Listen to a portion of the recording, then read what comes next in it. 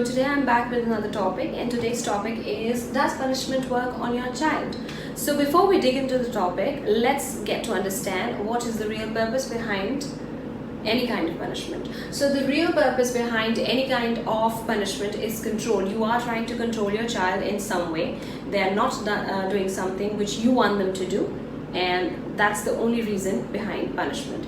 But does it really work? Let's find out. Alright, so before we go and understand much deeper about punishment, you need to understand something about the tone scale. Now, what is a tone scale? A tone scale was discovered by Mr. Hubbard. It is basically attitudes towards life. You can learn, it's a great tool to understand about people, and it can tell you how people are leading their life. So, but today we are not going to take the whole tone scale because it's quite elaborate. We are just going to take sections of it pertaining to your child. So let's understand this. Enthusiasm. So when we see our children, they are generally on enthusiasm, right? When we see they're always playful, laughing, cheerful, and anything they're doing in life, they're very excited about doing that thing. Going to a zoo, they're excited. They're playing with their friend, they're excited. They're trying to build something up, they're excited, and they're very curious. So this is the band of a child, a normal child. And if you really see, if a child gets hurt, they would recover very quickly. Like within moments of like few minutes, they will cry for a while, and then if you try and ask your child, okay, what really happened, they don't care. They're just going to go back, go outside and play. So they just go back just in a matter of few minutes, right? So this is where we see children. Okay, now what does punishment do? So once you try and punish your child and tell them, okay, fine, if you do not do this, this will be taken away. Now that is the fear of loss. Okay, the child will feel the fear of loss because the child doesn't want to part with whatever thing you are punishing your child with. Okay, so what do? You are dropping your child here to fear. Okay, immediately the child will say, oh no, you don't do that. Okay, and maybe your child agrees to whatever you want them to do, and the child does it. Okay, but how much time, how many times is going to work? Maybe once, twice, 3 times, 4 times. Okay, then eventually what is going to happen is that the child will not do whatever you want them to do, and and if still you take that thing away just as a punishment, the child will drop down further into grief. The child will cry a lot and make your life hell because the child doesn't want that thing to be taken away.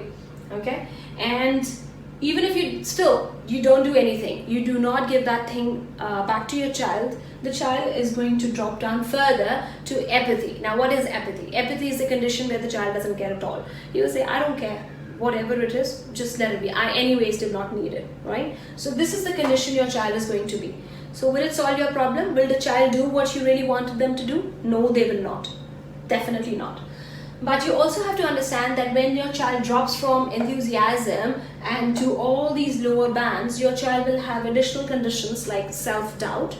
Your child will have, look for validation from outside. There will be uncertainty, there will be indecision.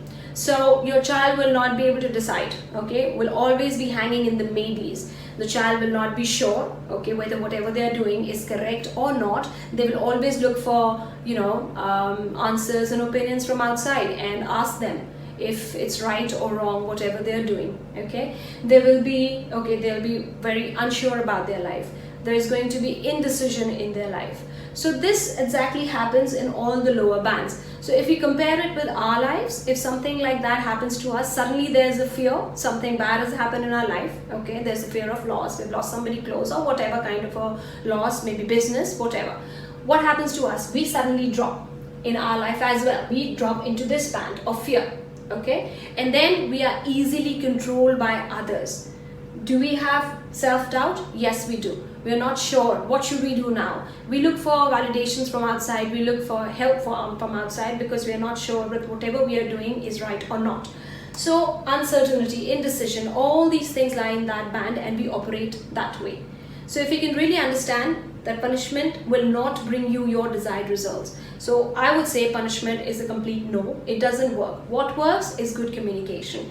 You need to be more reasonable with your child. You need to talk more. You need to come in terms with the child regarding their willingness. Okay, you need to understand your child mindset. You have to understand what the child likes. And it has to be a two-way kind of an effort, not only you pushing your thoughts and your things on your child. When we see fear, the child doesn't have any fear, right? They're fearless, they're enjoying life, they're ready to touch even fire, they're ready to go to any extents. But we as parents, we portray our fears into our child. We tell them, if you do not do this, you're going to, you're going to suffer.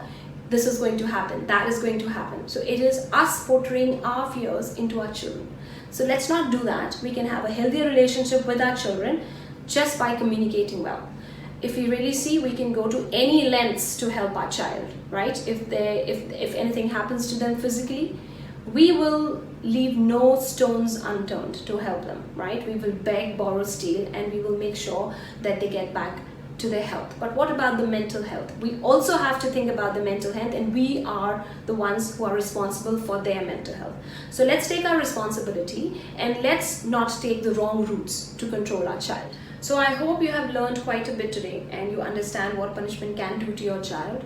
And I hope you refrain from punishment and start communicating more with your child. Thank you so much. I will see you in the next video.